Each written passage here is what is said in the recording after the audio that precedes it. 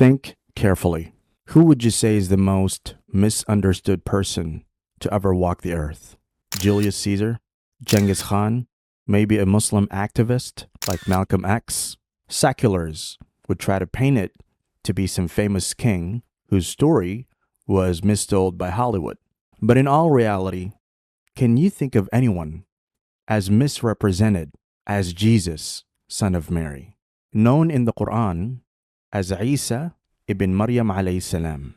Let's take a look at the three major reasons, the unholy trinity of lies, that make this prophet of God the most misunderstood man in human history.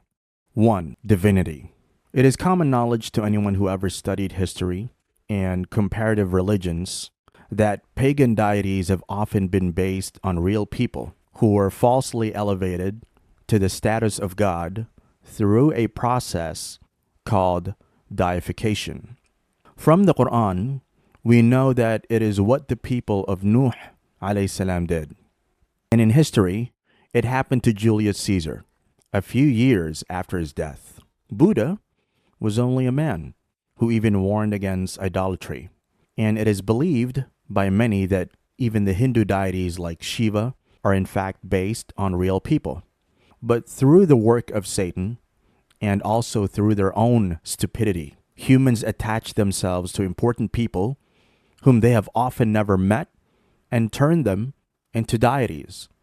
And the core beliefs of modern-day Christianity follow that pattern, with Paul making claims about Jesus even though he never met him in his life. One of the most important things to note is that Paul did not start out as a follower of Jesus. Paul was not one of Jesus' disciples, and in fact, Paul probably did not know the earthly Jesus. It appears that Paul did not grow up in Palestine. He was probably about Jesus' age, but he grew up outside of Palestine in the what's called the Jewish diaspora, the dispersion of the Jews throughout the Mediterranean. Paul's native language was not Aramaic, as Jesus was. Paul's native language was Greek. Paul does tell us that he was a very religious Jew prior to becoming a follower of Jesus. In fact, he was an avid Pharisee. And because of one impostor curiously made apostle, people were led to believe that one of the best prophets of God claimed divinity for himself and started worshiping him. Of course, the fact that the same people who were claiming to follow Jesus are the ones worshiping him is what makes him misunderstood. Every week, priests stand performing rituals borrowed from Roman paganism and associate partners with God, all in the name of Christ. Only Muslims truly give justice to the name of Jesus by calling him what he called himself, a servant of Allah.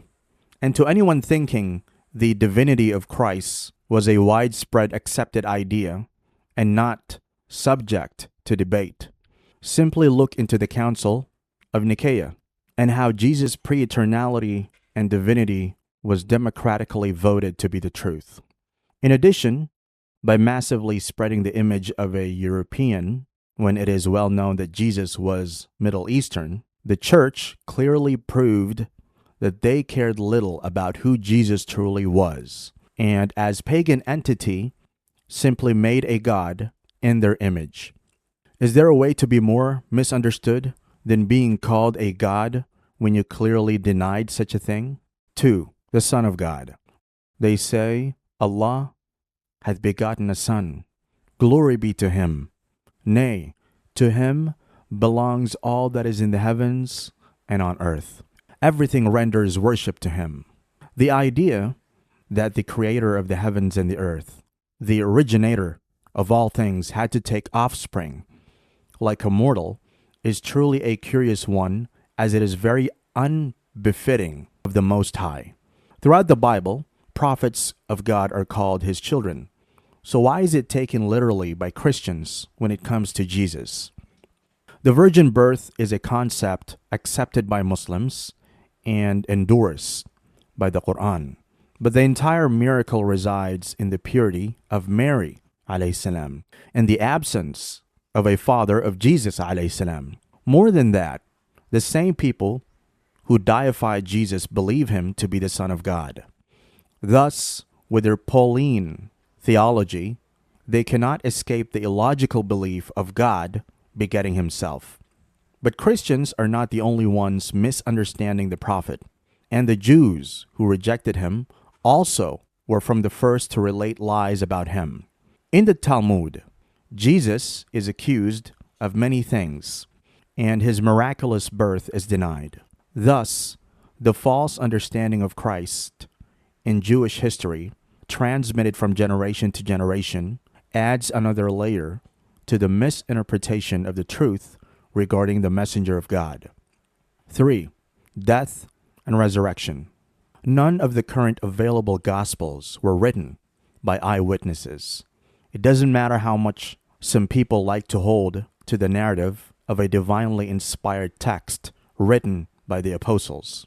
It is a common Christian scholarship view that what composes the New Testament today is but later works, hardly traceable through manuscripts or authentic chains of narration, and yet through them, and a heavy sprinkle of Pauline theology, it has been accepted by Christians that the main mission of Jesus, that they describe as God, was in fact a suicide mission with the purpose of dying for the sins of humanity.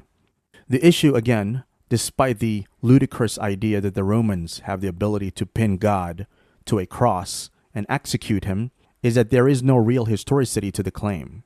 On one hand, we have Jews claiming they humiliated Jesus, killed him, and crucified him, exposing him as a false prophet.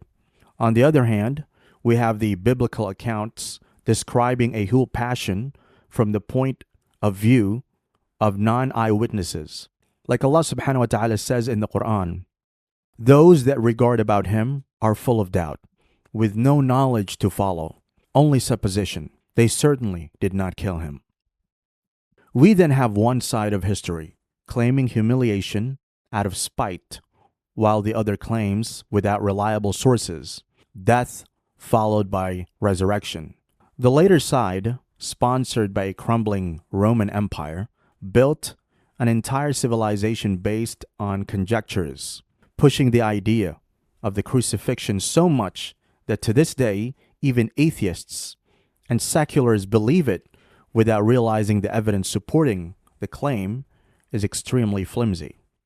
In summary, it is now clear to any inquisitive individual that nobody in history ever suffered the misrepresentation suffered by Jesus. Only by embracing Islam can one fully grasp the nature of Al-Masih Isa ibn Maryam, a pious prophet and messenger of God who worshiped the Most High and would certainly not find his teachings in the community claiming to love him and follow him.